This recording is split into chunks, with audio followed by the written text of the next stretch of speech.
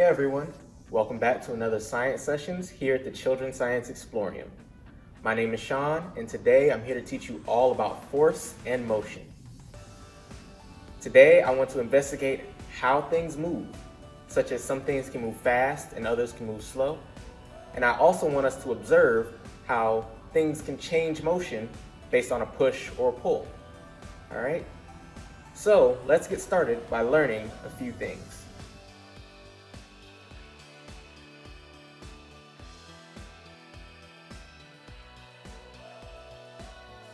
Before we get too far into today's lesson, I want to go over a few words that you may hear me repeat a lot throughout today's video.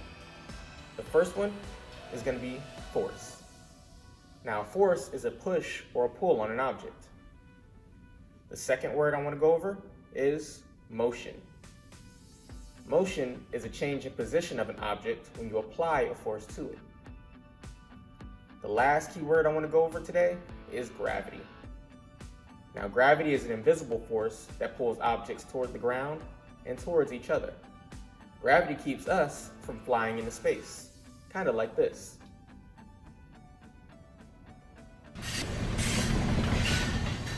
Have any of you ever been on a roller coaster? Roller coasters are great to learn about force, motion, and gravity. Roller coasters rely on all three of these concepts to give you a thrilling ride. A force slowly pushes you up the tracks, but roller coasters don't use an engine to make you speed around.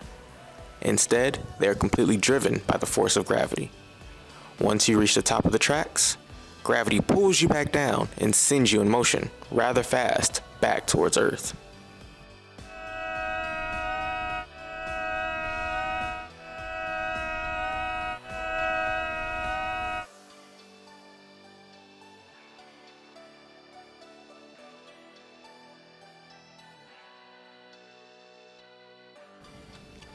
I wanted to demonstrate how a roller coaster works, but I needed some help from my friends Cindy and Josh. For our experiment, we needed some insulation, a marble, tape, and a cup or a bowl. They helped me create a roller coaster drop using the insulation. We explored ways to change the speed and direction of marble by changing the route of the track.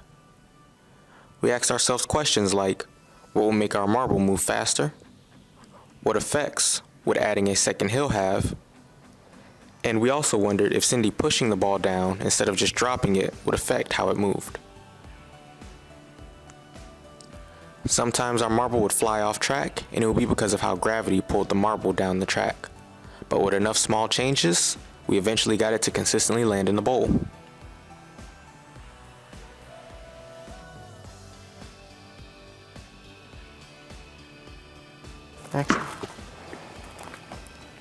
The force of gravity is much greater than the force that we apply when throwing an object into the air.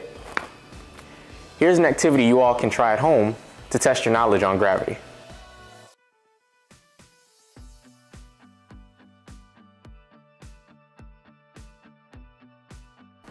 The force of gravity is much greater than the force we apply when throwing an object into the air. This is why all objects eventually fall back down after being projected into the air. In the link above, you will find an activity to test this out. Take an educated guess on which objects you think might fall faster, the heavier object or the lighter object. Mark the wall with a piece of masking tape as a reference to the object's drop point.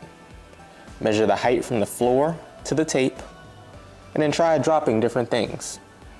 For example, I dropped a tennis ball, a marble, a ping pong ball, and a bandana. Mark down how long it takes for each object to hit the ground. Was your educated guess correct? Alright everyone, that's it for today's science sessions. We look forward to seeing you next time.